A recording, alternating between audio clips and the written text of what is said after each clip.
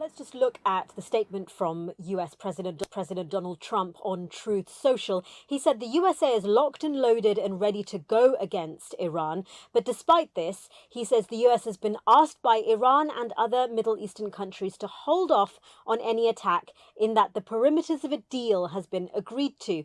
And he says this deal would include the immediate, complete and total opening of the Strait of Hormuz and an end to Iran's nuclear threat. So as a result, he's agreed to cancel the attack, subject to being able to rapidly make a deal.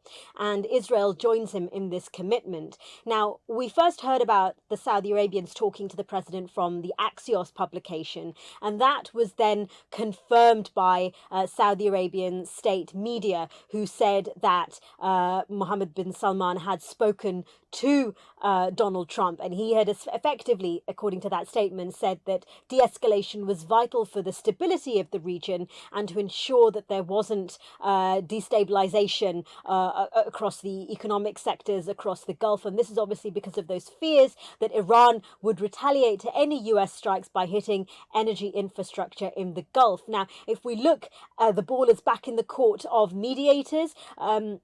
We don't know publicly what is going on with those negotiations, but we are seeing reports from places like the Wall Street Journal, who is reporting that regional mediators are working with the US and Iran on a new ceasefire, and that is concerning, the agreement is trying to concern the Strait of Hormuz and looking at the routes that ships could take in the strait. It's unclear, according to the Wall Street Journal, if the proposals that Qatar has given regarding the strait, despite having received a positive reaction from the Iranians, whether they will agree to it. And the main contentions are that Iran wants to have control over the two disputed routes through the Strait of Hormuz. Iran has also in the past wanted to exact tolls, but this is something that the US has opposed vehemently. So it's not clear how this is being addressed. And Iran also wants, we understand, sanctions on its oil being lifted. So these are all some of the considerations